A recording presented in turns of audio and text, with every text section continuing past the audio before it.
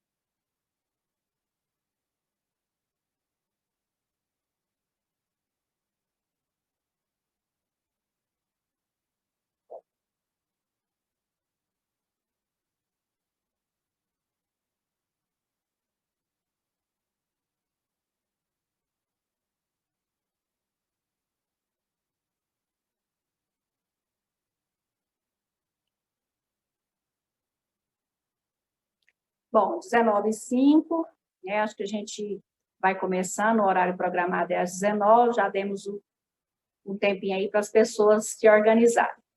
Boa noite a todos, sejam bem-vindos.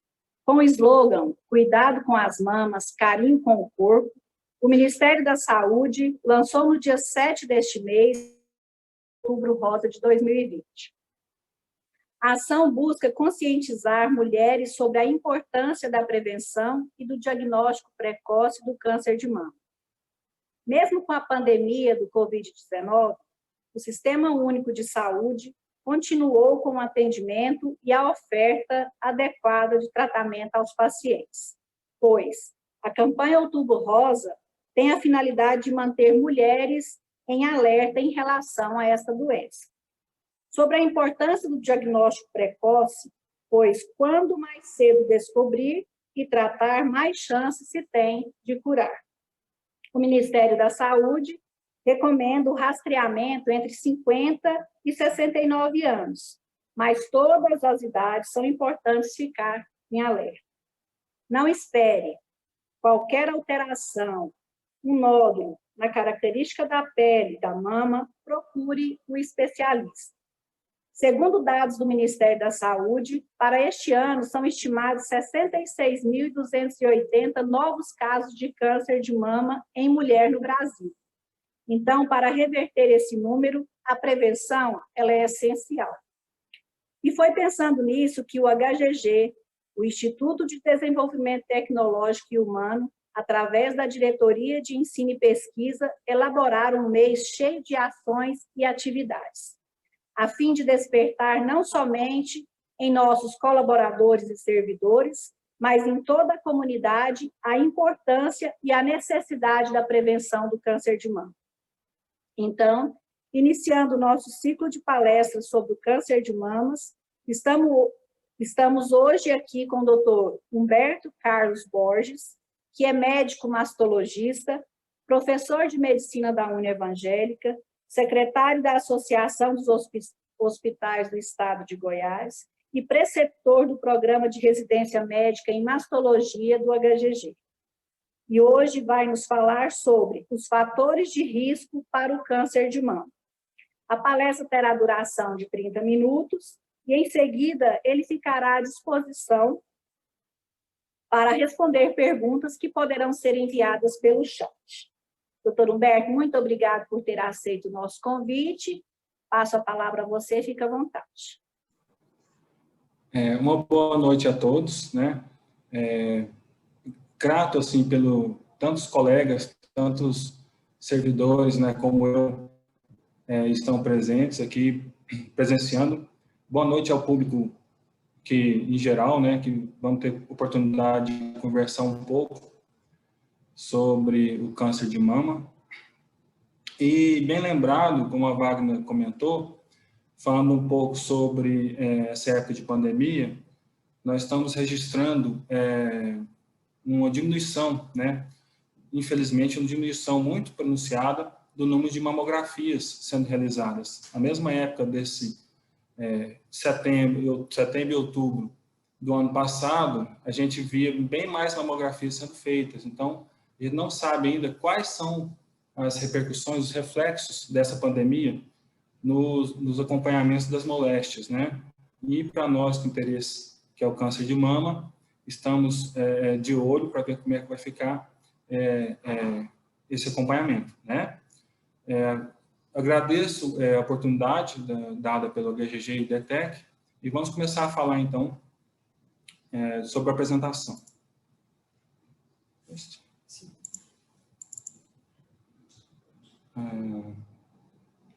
Acho que está certo, né? Está correto, doutor Roberto. Já está aparecendo na tela. Ok, está aparecendo a aula certinho. Então, inicialmente vamos falar um pouco sobre histórico, porque que mais a história, né? Importante, que é um profeta que sabe tentar vislumbrar o futuro.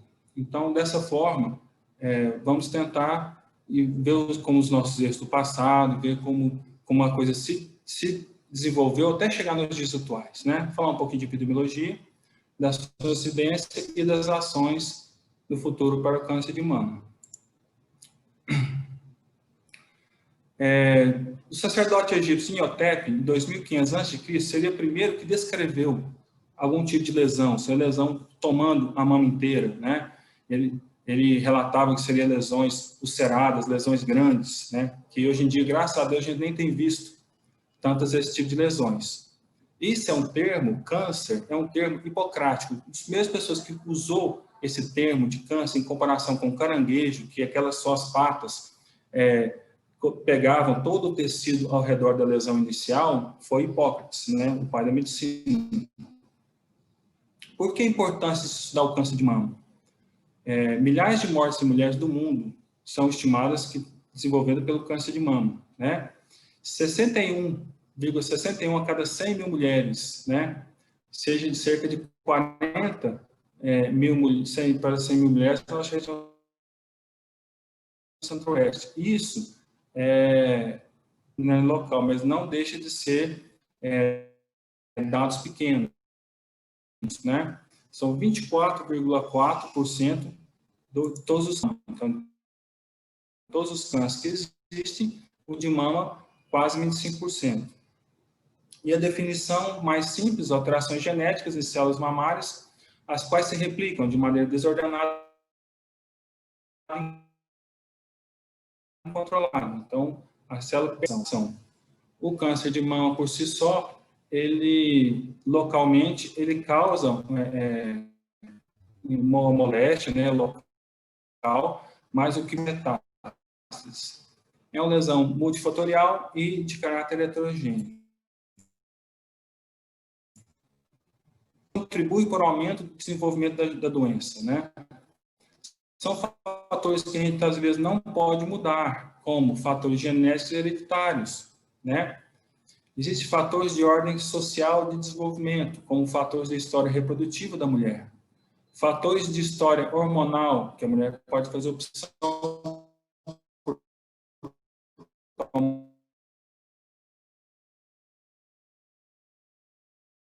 tomar ou não. Os fatores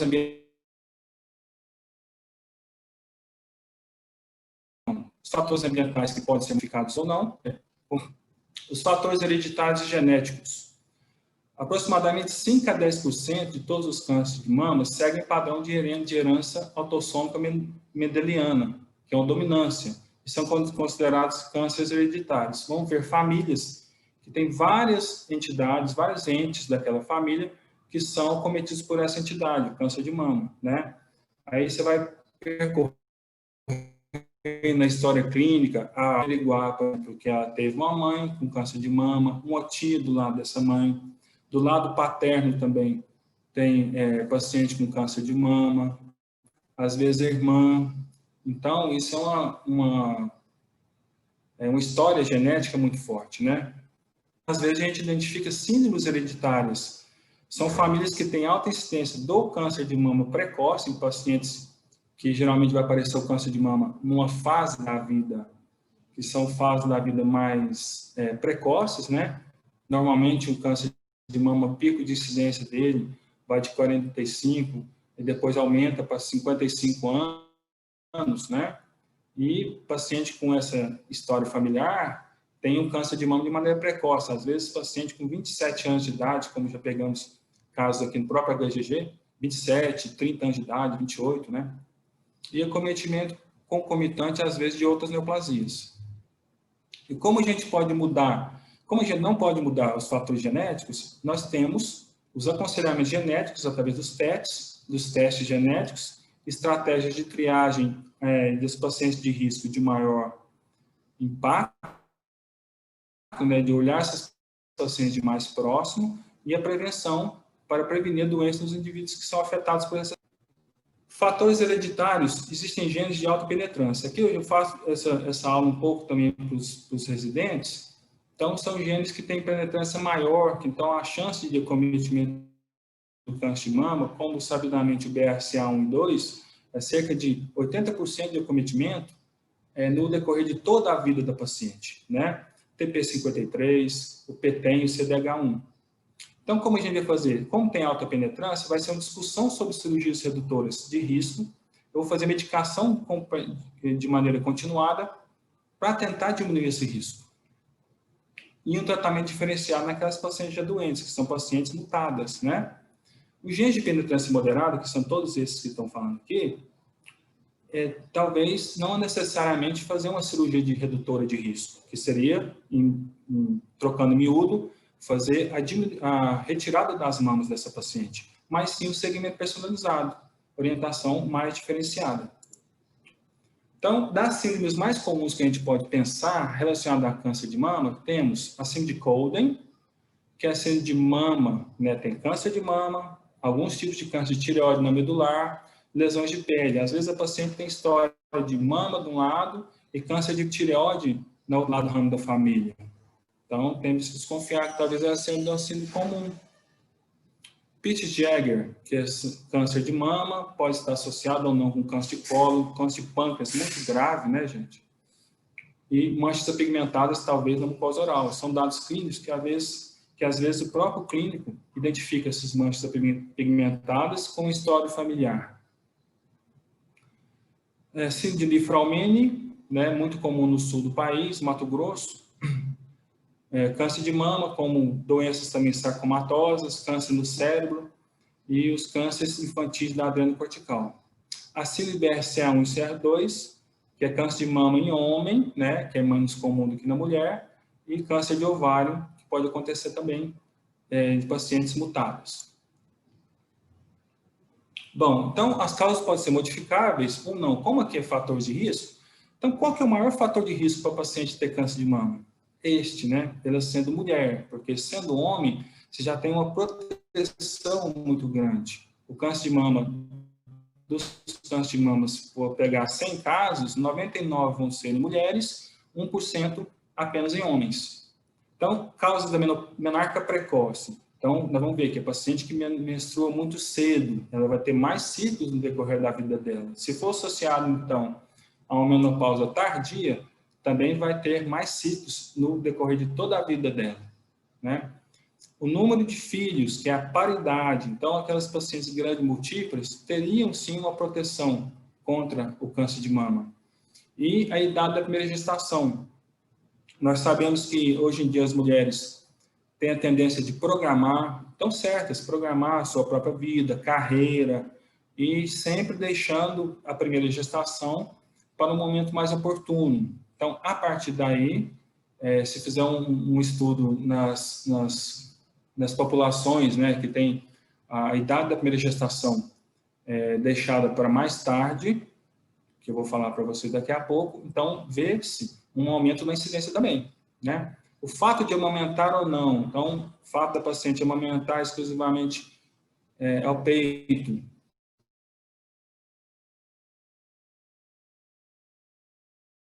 então, também, com sensação de proteção, ela é mais protegida para câncer de mama que ela que amamentou os filhos.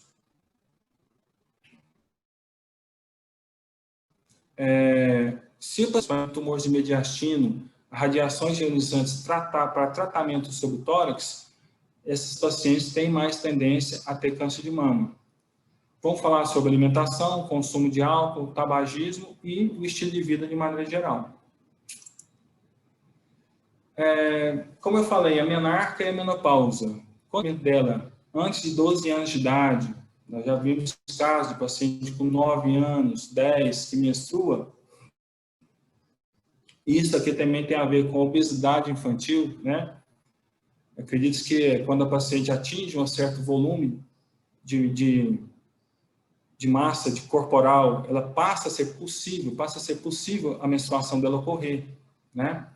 E a menopausa acima dos 55 anos. Então, temos mulheres tendo filhos, né, até mais tarde, 40, 44 anos, mas se a menopausa dela for acima de 55 anos, então já é um pouquinho mais tardia. Tem a ver com o aumento de incidência. E aqui, como eu falei para vocês, sobre a quantidade de filhos, né? Pacientes hoje em dia têm 1 ou no máximo 2 filhos. E muito diferente às vezes das suas mães, avós, que teriam 6, 5, de 4 a 6 filhos, né? Que seria um dado de proteção também. A amamentação exclusiva prolongada, aqui a gente fala em amamentação a partir de 1 ano, né? Para o Ministério de Saúde, 6 meses, mas a gente pensa em amamentar há mais que 1 ano, né? Porque essa amamentação vai diminuir diminuição da variação hormonal, né? O paciente vai ciclar menos, quando a paciente também está amamentando, ela está ciclando menos, né? E vai fazer um desenvolvimento do turnover celular das mamas de maneira mais efetiva. Então, seria como se a mama atingisse a sua maturidade celular. Então, seria o dado da amamentação. Aqui, eu coloquei aqui, né, quando eu também subo a balança, infelizmente acontece isso, né? Eu vou de 0 a 100 em apenas 1 segundo, né? Então, aqui é um dado sobre obesidade. Então, pensando em obesidade, nos dias de hoje, né, que nós temos crianças obesas, que vão menstruar cedo, nós temos adultos, jovens obesos, né, que têm variações hormonais também. Então, é um fator que aumenta o risco. Não é determinante, mas gordinha vai ter câncer de mama, mas é sabido que toda a síndrome de inflamação, resistência insulínica, de hiperglicemia ocasionada pela obesidade, levam a complicações sistêmicas são complicações sistêmicas da obesidade que levam a complicações com acontecimento de tumores maiores de mama, mais agressivos e mais recidivos. Comparando as pacientes que têm IMC de 25 com o IMC de mais de 30, as pacientes com IMC de maior de 30 têm um desenvolvimento pior da quimioterapia, que conseguem perder peso, conseguem ter sucesso no tratamento quimioterápico, né? E ainda na Universidade da Suíça, viram que tem uma maior propensão a paciente ter quadros mais graves, metastáticos, quer dizer, metástase distância, o câncer desenvolvendo em células, em outros de órgãos, né, que não a mama. Então, é a maior propensão disso acontecer, infelizmente, quando a paciente é obesa e ela vai ser acometida do câncer de mama. Bom,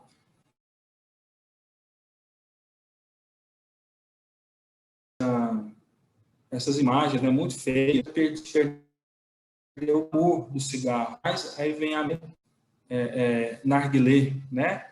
Nós não temos dados ainda sobre narguilé, mas sabe-se na área de pneumologia, né, se algum pneumologista puder comentar depois nos comentários, fala que tem muito mais malefícios para a saúde do que o cigarro propriamente dito, né?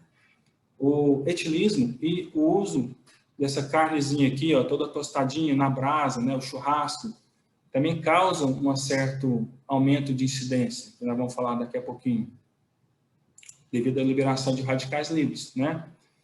O tabagismo ele é controverso, porém, atualmente, ele é considerado como fator de risco para câncer de mama.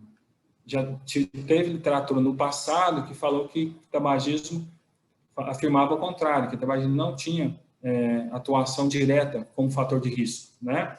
Mas os dados não mentem, né? Os dados são difíceis. Olha, 4,9 milhões de óbitos anuais no mundo ligados ao tabagismo, né? Por uma tragada, 4.700 substâncias tóxicas. correto? Imagina no narguilé, né?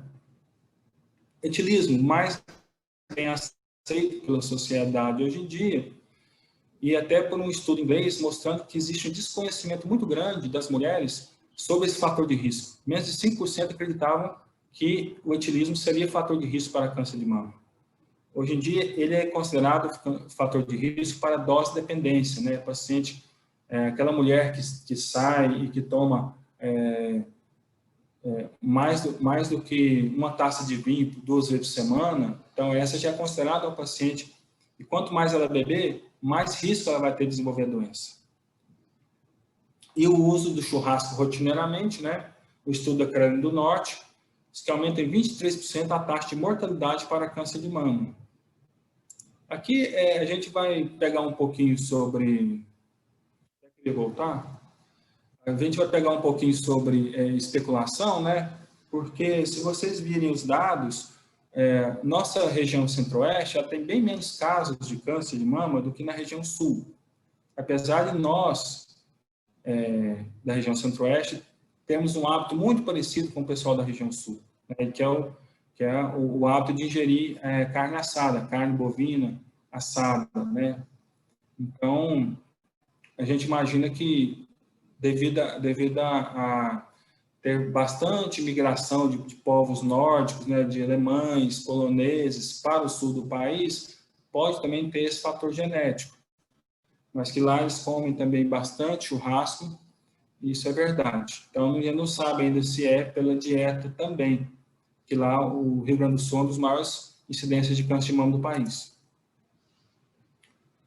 Na Sociedade Brasileira de Mastologia e o New England, relata que o uso de hormônio, né, a incidência com dose e uso prolongado,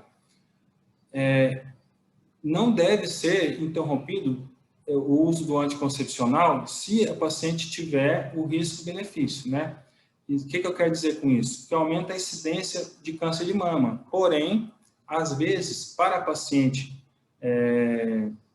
jovem ter uma gravidez indesejada, ainda é benéfico o uso do anticoncepcional, né? O risco relativo, para os estudos dinamarqueses, aumenta de 20%. Por exemplo, o risco relativo de 2,2 sobe com o risco relativo de 2,76, em caso de 10 anos de acompanhamento de uso de hormônio. Os anticoncepcionais reduzem risco de câncer de ovário e reduzem risco de câncer de endométrio e câncer coloretal, que são cânceres também muito importantes. Então, é para se ver o risco-benefício, uma análise criteriosa e, às vezes, individual, conforme a história familiar desse paciente. Correto? Já a terapia hormonal tem vários trabalhos, né? Eu trouxe algum de meta-análise do Lancet, que isso realmente aumenta o risco de 26% em relação às mulheres que não utilizavam. Então, vê que é um dado importante. Então, hoje em dia, a gente pensa em usar a terapia hormonal para aquelas mulheres sintomáticas, né? Que seria a menopausa descompensada, né? Pelo menos, até onde eu vi, a gente ainda fala assim, menopausa descompensada, e ver os riscos e benefícios, porque os números absolutos não parecem ser tão grandes, mas são reais, correto? Agora, se você pensar que o paciente que falta de hormônio, pode ser que ela tenha quadros iniciais por falta de hormônio, né? Quadros assim mais raros, mas isso pode acometer e levar a paciente, às vezes, até o suicídio, ou das pacientes, no futuro, ter concomitância com osteoporose, e que pode levar também ter uma maior taxa de uma fratura do colo do fêmur na senilidade de uma paciente que não utilizou hormônio ser mais comum, isso pode levar a paciente à morte, por exemplo. Então, a gente ter critérios para utilizar a terapia hormonal. Hoje em dia, o uso de hormônios que a gente mais vê são esses usos de hormônios, né, de chips. Eu não estou aqui para criticar quem lança mão dessa terapêutica, mas é o exagero. O exagero, às vezes, né, de utilização hormonal pode levar a doenças não só de mama, mas doenças de fígado, rins, cérebro e várias outras doenças. Então, o que a gente preza? O estilo de vida, né? O equilíbrio entre trabalho e ocupação. Lazer e satisfação para tentar evitar o estresse. Eu penso que hoje em dia você tem que fazer uma coisa no seu ponto de vista social também, mas do ponto de vista profissional, né? Algo que não vai te impactar, algo que te faça sofrer menos. Eu penso que até falo com os alunos, às vezes aluno de internato pergunta, doutor, qual especialidade o senhor acha melhor? Eu falo assim, eu acho aquela que vai te agredir menos, né? Isso é verdade, se eu tiver que levantar todo dia para me deslocar até meu local de trabalho e pensar assim, meu Deus, eu vou ter que ir lá para aquele lugar para trabalhar de novo, hoje, de novo, a rotina me pegar. Logicamente, existem casos de doenças, né? Burnout, por exemplo. Mas, se você escolhe um trabalho que te dê satisfação, uma ocupação que te dê satisfação, uma recompensa não monetária, que a gente chama, né? Não negligenciar seus momentos de lazer, seus momentos de satisfação com a família. Ah, eu acho que dá para pegar mais um plantão, no caso nós médicos, dá para pegar mais um plantão para eu fazer, estou com uma folga entre sexta e domingo, vou pegar mais um plantão, né? Eu acho que não deve fazer isso. Tentar ver as coisas mais importantes da vida, correto? E pode ser que isso evite o estresse oxidativo e o estresse mental. Então, realizar atividade física de maneira rotineira, né? Atividade física que você vai ter prazer em realizar, alimentação saudável, o controle do peso, como a gente comentou, evitar abusos de qualquer tipo de medicamento, principalmente os medicamentos hormonais, e realizar a triagem adequada. Lembra o dado que eu comentei há pouco, né? Que nesse ano de pandemia, tivemos uma queda vertiginosa da triagem mamográfica, que é de suma importância. Exame físico, o autoexame, também é importante para o autoconhecimento da paciente, mas a gente pensa que salva vidas realmente é a triagem mamográfica, correto? Então, realizar essa triagem adequada, principalmente baseada nos dados que foram passados na história clínica da paciente. Gostaria de agradecer e, a partir de agora, vamos estar abertos a alguns questionamentos e, assim que puder responder, serei de bom grado. Muito obrigado. Obrigado ao senhor, doutor Humberto. As perguntas estão abertas tanto pelo chat. Wagner, se você achar que a gente deve abrir os microfones também pelos participantes, você me avisa, por gentileza.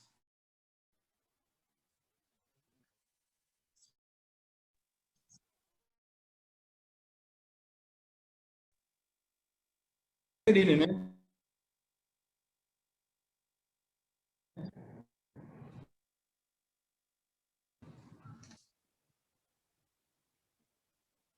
Muito bem, muito obrigada, doutor Humberto, muito esclarecedor a sua fala.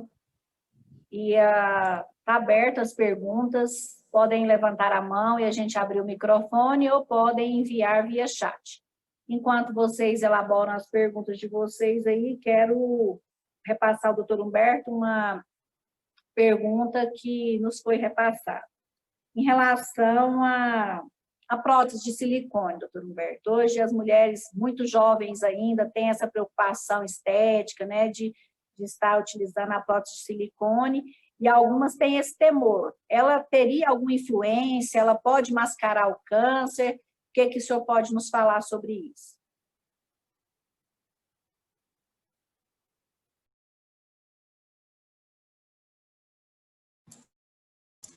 Eu ouvi a metade da pergunta, Wagner, mas eu acho que eu entendi, sim. Sobre o prótese silicone, não existe de maneira sobre câncer de mama, né? Vai colocar uma prótese e vai ter câncer de mama. Existe, né, por alguns tipos de silicone, que até estão saindo trabalho, a cada dia sai trabalho melhor, né? Mas como o Brasil é um dos países que mais se coloca implante mamário, nós não vemos esse aumento de incidência tão pronunciadamente, né? Eu acho que cabe, por exemplo, assim, paciente às vezes que tem desejo de inclusão de prótese, tem um nó de mama, vai fazer uma cirurgia, vai ficar parado no serviço. É um momento oportuno. Eu acho que hoje em dia tem que se viver, né, no vida corrida que a gente tem, de momentos oportunos, né? Mas, assim, não vejo risco tão aumentado para se colocar prótese. Tanto que a incidência do Brasil de prótese, inclusão de prótese é muito alta, né? Talvez um dos maiores do mundo. E a gente não vê esse aumento de incidência tão grande. Existem alguns trabalhos apontando algumas entidades raras, mas eu acho que ainda carece de tempo para acompanhamento.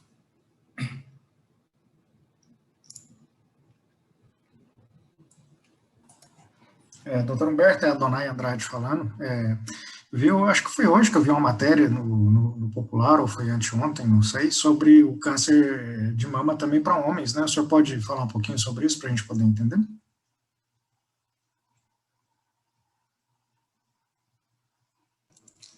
Eu acho que a sua pergunta cortou para mim metade também, Donay. Então, eu acho que eu estou com um probleminha na caixa de som aqui. Vou Pode repetir, por gentileza? Claro. Eu vi ontem ou anteontem, não sei, sobre uma matéria no Popular sobre o câncer de mama também para homens, né? O senhor pode falar um pouquinho sobre isso para a gente, por gentileza? Certo. Então, como eu falei, né? A gente pega a literatura, né? E eu tenho o costume de pegar também experiência pessoal, diz que não vale nada, mas é o que validava grande parte do conhecimento médico passado, era experiência pessoal. Desde 2002 que eu milito nesse câncer de mama. Eu tive, com 3 homens. Um ano, se não me engano, foi o ano de 2015 ou 2016, que a Sociedade Brasileira de Mastologia fez uma campanha exclusiva também para o homem, né? Então, é muito válido, porque o homem, ele é de uma idade mais comumente acometido, de idade mais avançada, e ele é que não vai ter, assim, que o homem não procura tanto o médico quanto seria necessário. Então, eu gosto de falar que se tiver um nódulo, alguma coisa, ou secreção mamária, né, na mama masculina, tem que procurar imediatamente. Dos casos que eu, só por curiosidade, dos casos que eu acompanhei, eram 2 pacientes acima de 70 anos, né, um com mais de 80, e um paciente foi a raridade, né, 42 anos de idade, câncer de mama em homem, sem história familiar pregressa de câncer de mama de qualquer lado da família. Então, são coisas que geralmente chamam atenção. Medicina, nem sempre 2 mais 2 vai dar o 4, né? Dá o 3,8, às vezes dá o 4,1. Medicina é cheia de surpresas. Muito obrigado, doutor Humberto.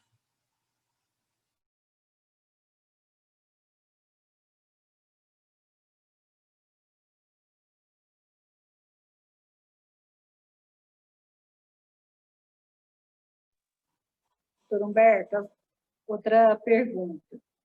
As mulheres têm muito temor de realizar mamografia porque sentem dor, né? E perguntam se realmente a mamografia é o exame mais indicado, se não poderia ser só ultrassom, uma ressonância ou raio-x, qual que é realmente o papel e a importância da mamografia para a prevenção e tratamento do câncer de mama? Essa é uma briga, né, que antigamente, só pontuando aqui, que antigamente costumava se apertar bem o parênquima mamário, né, para se obter uma imagem muito boa. E nos mamógrafos mais atuais, isso se tornou assim, quase que você não vê paciente mais, graças a Deus, reclamando no consultório da gente, ou aqui mesmo no HGG, do aperto da mamografia, né? De vez em quando existem os desserviços, né?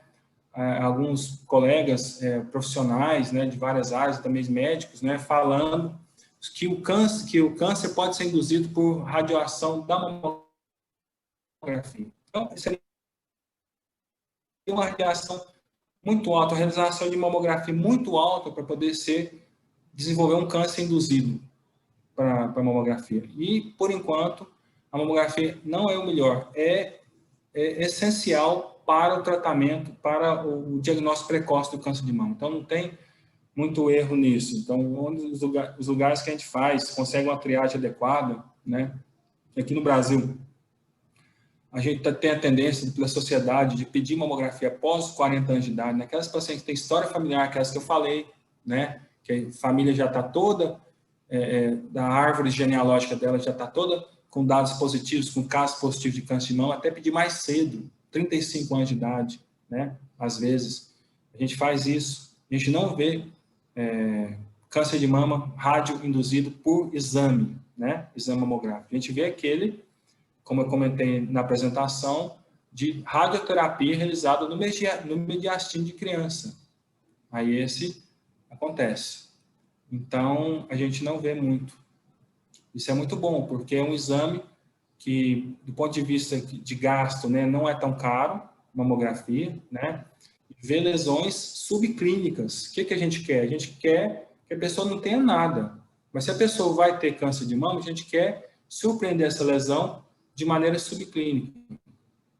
De maneira que, assim, antes de cometer um nódulo. Então, na hora que está só umas pintinhas meio estranhas, vamos fazer biópsia, já descobriu o câncer, já resolveu o problema, a chance de cura 98%, 99%.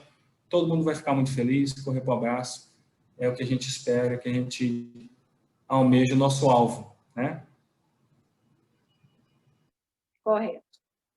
Outra coisa que a gente tem outra pergunta aqui, que também eu vejo com muita frequência entre as mulheres, é a questão das mastites, né, da displasia mamária, a questão, todo tumor é câncer? Ah, você está com tumor, mas é benigno, né? Como que a gente pode esclarecer isso para as mulheres, para que elas tenham mais cuidado na autoavaliação, no autoexame, para que elas possam procurar o médico e detectar precocemente esse câncer? Porque uma grande questão que eu vejo é a mulher fazer exame de mama só com o ginecologista.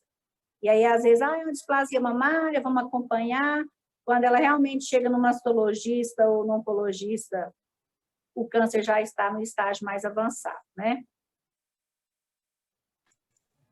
Nesse caso aqui, até eu vou fazer uma avaliação. Eu sou do time de um ex-professor meu, né, Dr. João Ricardo, que fala assim, o mastologista é o único que passa a paciente dele para o cuidado de outro colega, né?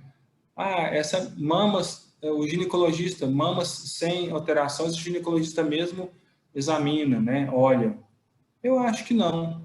Eu acho que já temos profissionais, tantos profissionais no mercado que pode ser a quantidade de profissional capaz de atender a demanda, né? Da paciente no consultório do mastologista toda vez, uma vez por ano. Toda mulher, após menarqume, né? Idade reprodutiva, pós-menopausa, e no consultório do mastologista uma vez por ano. Eu penso assim. Sobre o autoexame, quando a mulher descobre o nódulo durante o autoexame que ela mesma faz, é um nódulo que já é clínico, né? Ótimo, ela descobriu a doença, nós vamos tratá-la, vamos ter uma chance de cura muito alta também. Só que quando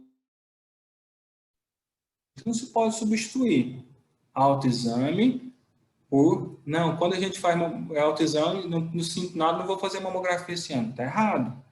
Então, por isso que a gente não pode substituir isso. Uma coisa, né, a mulher ter o autoconhecimento da mama dela, quando aparecer o nódulo, ela correr e procurar. Outra coisa é a paciente que está fazendo o exame seriado, de repente aparece uma pintinha lá, que nunca você conseguiria palpar aquilo, nunca ela conseguiria palpar, não traz repercussão de sintoma nenhuma e já é uma doença. Então, isso que é o fantástico da mamografia. Então, autoexame não substitui a mamografia, certo? Então, por isso, a mamografia vê lesão subclínica. Lesão do paciente palpar, acredito que ela tem que ter mais de 1 centímetro. Por um nódulo de mama atingir 1 centímetro cancerígeno, né, um nódulo canceroso, estima-se que ele já houve um crescimento dele aí 6 até 8 anos, que já partiu da primeira célula cancerígena e foi se duplicando. De 1 virou 2, de 2 virou 4, de 4, 16 e aí por diante, para atingir 1 centímetro, 6 a 8 anos.